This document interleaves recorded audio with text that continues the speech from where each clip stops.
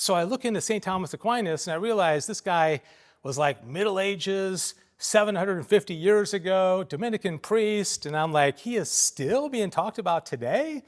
Well, how can he possibly be relevant to a guy that wrote 750 years ago?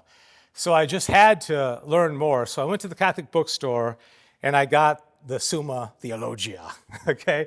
If you know anything about the Summa, it's 5 volumes, it's about this big, and it's pretty deep. But I read it, and I read it all the way through. And then when I finished reading it all the way through, I read it again. And when I finished the second time, I read it again, and I loved it. And I said, I want to dedicate my life to teaching the Summa Theologia to anybody who will listen, kids, adults, I don't care, I just love it, So I want to just spend about 2 or 3 minutes and give you kind of a high-level summary of what the Summa Theologia, because I know there's probably 1 or 2 of you who have not yet read it in its entirety, right, in this crowd, right? No, I'm kidding. So the Summa is an amazing book, because St. Thomas Aquinas begins the Summa with God. And he starts off by those famous 5 proofs to the existence of God, and then he talks about the attributes of God. What is God? Who is God? God is simple, he's perfect, he's good, he's infinite, he's eternal, he's immutable, and he's one. And about God's knowledge and God's intelligence and his mercy and his love and everything about God and the Holy Trinity and all those teachings, right? And you finish that first part of the Summa kind of blown away by God and saying, wow, he is so up there.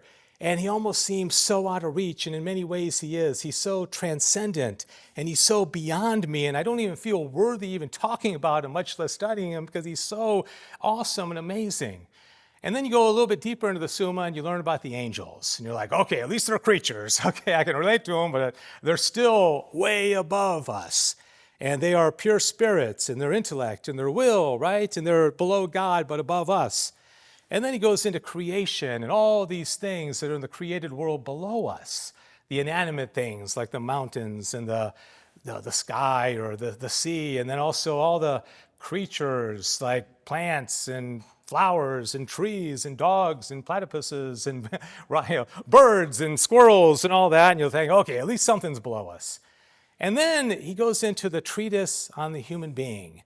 And you realize that we are right in the middle of it all. And we share the qualities of everything.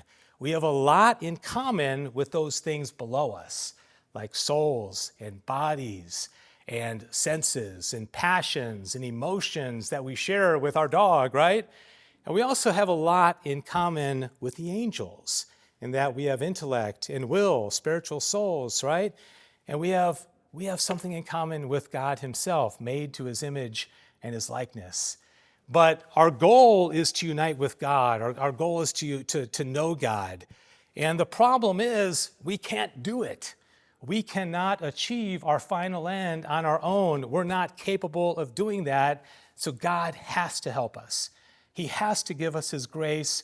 Without that, we cannot get there. And that's a principled teaching. And that's where Martin Luther didn't understand the Catholic Church. He thought that we were a works righteousness type of faith, and we're not. Okay, so what does he do? God, in his mercy, sends Jesus Christ into the world, true God and true man, the one mediator between God and man. And all of a sudden, we have a solution.